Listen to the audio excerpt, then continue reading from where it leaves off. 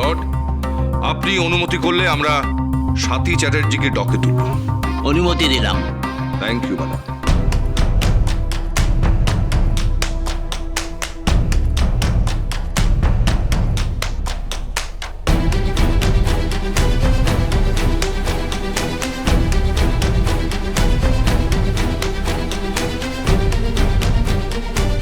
Lord, ইনি স্বাতী চ্যাটার্জি।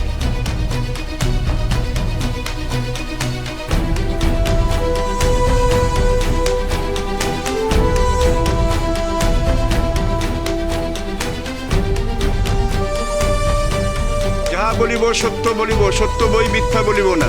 যাহা বলিব সত্য বলিব, সত্য বই মিথ্যা বলিব না। আর কোনো কথা গোপন করিব না। আর কোনো কথা গোপন করিব না।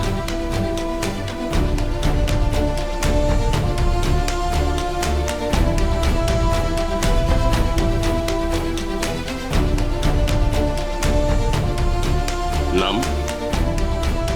স্বাতী চ্যাটার্জি। জন্ম তারিখ? 21শে আগস্ট 1980। ঠিকানা? নারায়ণপুর। নারায়ণপুর? আশ্চর্য, আপনি তো বলেছিলেন চ্যাটার্জি পরিবারে থাকেন।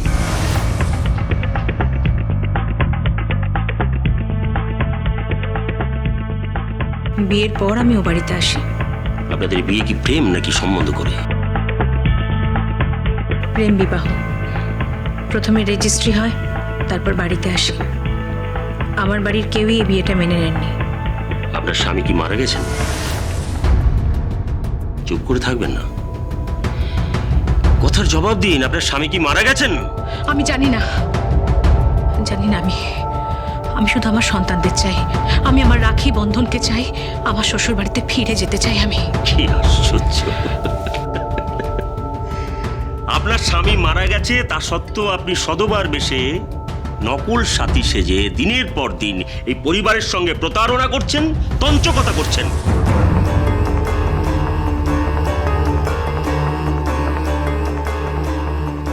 কুমারেশ চ্যাটার্জি মারা গেছেন, আপনি তার বিধবা স্ত্রী নন।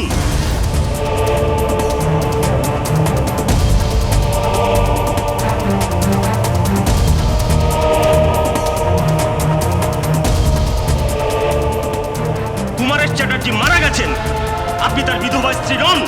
কুমারেশ চ্যাটার্জি মারা গেছেন, আপনি তার বিধবা স্ত্রী নন। বল। দাঁড়ান, যাবেন না।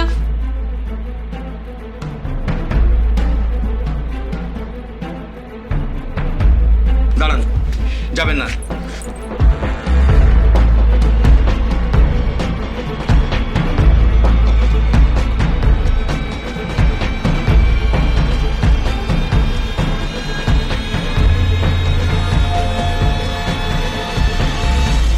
The court is adjourned for the day till the next hearing.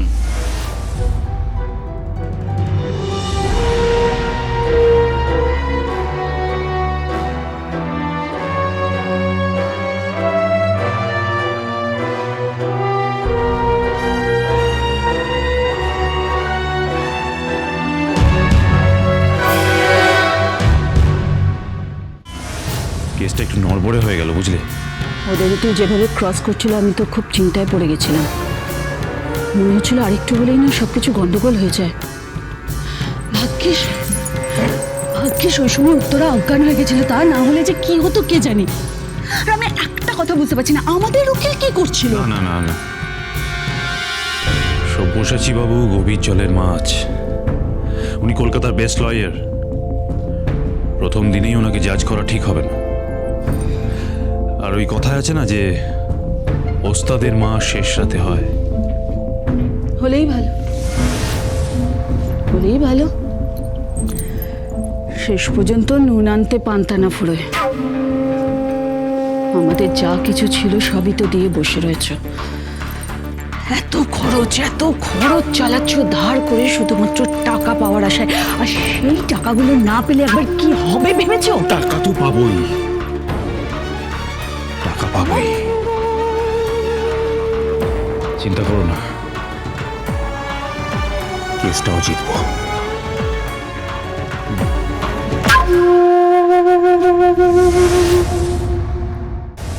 হ্যাঁ সব্যসাচী বাবু বলুন। না না, আপনার কিছু চিন্তা করার দরকার নেই। আপনি যা যা জানার আপনি সব জেনে নিন, আর তারপর কেসটা এমনভাবে সাজান যাতে ওই মলিনা চ্যাটার্জি কোনোভাবেই কেসটা জিততে না পারে। হ্যাঁ, আর তা না হলে কিন্তু সব শেষ হয়ে যাবে।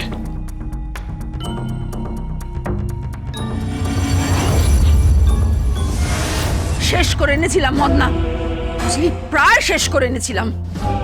শেষ মুহূর্তে মেয়েটা অজ্ঞান না হয়ে গেলে এর এই কেসটার আমি দফা রফা করে দিতাম। না রে দিদি না, অত সহজ না। উল্টো দিকে কে আছে জানিস তো? ওই দুদু উকিল সব্যসাচী। সে কি তোকে ছেড়ে দিত? ছেড়ে দিত মানে? আমার কাছে সমস্ত প্রমাণ আছে মদনা, সব রকমের প্রমাণ আছে। এমন এমন প্রমাণ আছে যেগুলো কোর্টে পেশ করলে কেসটা আমি হাসতে হাসতে জিতে যাব। তারপর রইল পরে গোদের ওপর বিস্ফোরা রাখি বন্ধন। সব বেচে দেবো আমি, সমস্ত কিছু বেচে দিয়ে এখানে বড় বিল্ডিং বানাবো। তারপর কাঁড়ি কাঁড়ি টাকা নিয়ে আমি টাকার গদির ওপর পায়ের ওপর পা তুলে বসে থাকবো। দিদি দিদি আমার কিন্তু ভয় করছে রে দিদি। কেন? কেন কি আবার? ওদের কাছে নিশ্চয়ই কোনো প্রমাণ আছে, যে প্রমাণের জোরে ওরা কোর্ট পর্যন্ত গেছে। চিন্তা হচ্ছে রে দিদি। দেখিস ওই শেষমেশ তোকে না তল্পি তল্পা গুটিয়ে ওই বাচ্চা কাচ্চা নিয়ে অসুস্থ বরকে নিয়ে রাস্তায় নামতে হয়।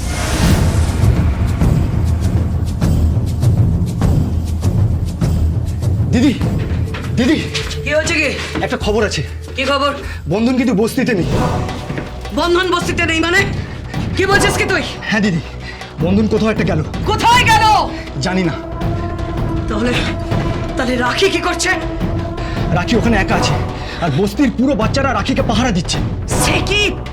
বন্ধন গেলটা কোথায়? হ্যাঁ? বন্ধন কোথায় গেল জানি না, বলতে পারবো না। দিদি কেসটা কিন্তু কোর্টে উঠে গেছে। কি হয়েছে কোর্টে? দিদি যতদূর খবর পেলাম কোর্টে আরো একটা তারিখ পড়েছে। আরো একটা তারিখ? হ্যাঁ দিদি, কোর্টে আরো একটা তারিখ পড়েছে। আর আজ নাকি বন্ধনের মা কোর্টে অজ্ঞান হয়ে গেছে। তারপর? তারপর পুলিশ তুলে নিয়ে গেছে, ডাক্তার বুদ্ধি অনেক কিছু হয়ে গেছে। বুঝতে পারছি না কেসটা কি।